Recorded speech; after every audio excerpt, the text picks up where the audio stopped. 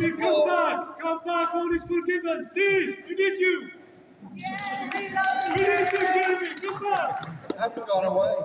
I'm right here. We like it, come back! My friend, I haven't gone away. I'm not going away anywhere. Can I come with you? We are part of the same struggle for human rights, justice and peace all around the world. That's why we're here today. That's what this campaign is doing. And I want to say thank you to all of you for being here tonight. Thank you for this wonderful platform we've got here tonight. And thank you for the joy and the verve of the Carnival atmosphere and promoting Carnival in support of Julian. Because you win campaigns by gaining friends. You gain friends by going out in an exuberant, musical, artistic way, as well as the very strong, very powerful intellectual and legal arguments that we've got to pursue. You have to campaign on all fronts, at all levels, all of the time, to win justice for Julian Assange. And that is what we're doing. And it is the shame of most of the British media that they've completely ignored the whole issue. They don't seem to understand that one of the biggest media stories in the world was going on literally within a few metres of some of their offices when the court cases were going on, and no doubt there will be many court cases in the future. They do not seem to understand that Julian's vilification by the US government, by the British government, and by many others, is part of a strategy to divide people away from understanding what he's about and supporting his case. Julian's crime, so-called, was to tell the truth. Tell the truth about what US military power actually means. To tell the truth about what oppressive governments of all sorts do against their opposition. To tell the truth about the way in which big business is more interested in exploitation of the poorest countries in the world than preserving or protecting the environment or the human rights of the people that live in different places around the world. That's true! So Julian's message and information was of crucial importance to good, decent people all around the world standing up for human rights and justice. But in the silencing of Julian, and that's what it's all about, it is also, in effect, the silencing of real journalists all around the world. Self-censorship takes over following the imprisonment of Julian Assange. The freedom of Julian Assange is the freedom for every real journalist all over the world to report the truth of what is really going on.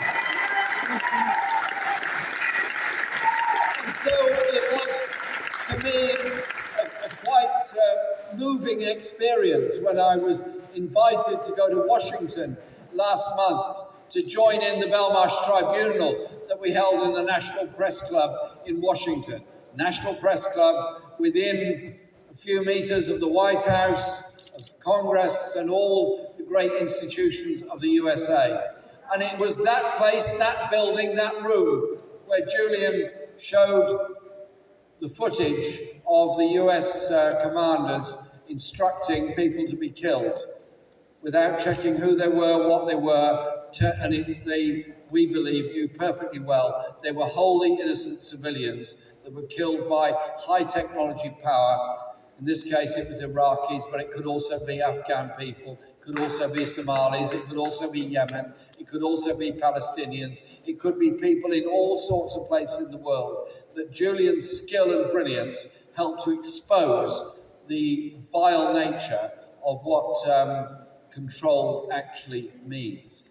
And he showed it in that room, and that is why we had this event in the National Press Club. It was packed out, and it was live streamed to a lot of people all over the world. And whilst the British media and most of the British political establishment and elected politicians are not saying a great deal about Julian, it is not the case elsewhere. My good friend Andres Manuel Lopez Obrador, the president of Mexico, spoke out from the very beginning on this. And when I was in Mexico with him in last January, we went to the Mañanera, his daily press conference, and he then dedicated a large chunk of his daily press conference to Julian's case, raised it directly with Biden, and offered Julian, if he wanted it, sanctuary in Mexico. And because he set that example, others have joined in. And it was wonderful to see Lula Ignacio da Silva elected as president of Brazil, and straight away to come out in support of Julian Assange. So you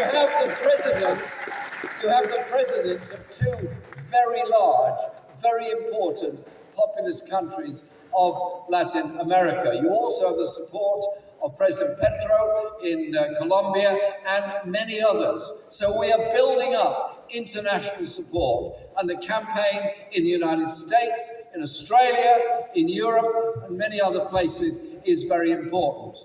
And last month at the Council of Europe, which I'm a member of in Strasbourg, the Parliamentary Assembly of the Council of Europe, we had an event for Julian.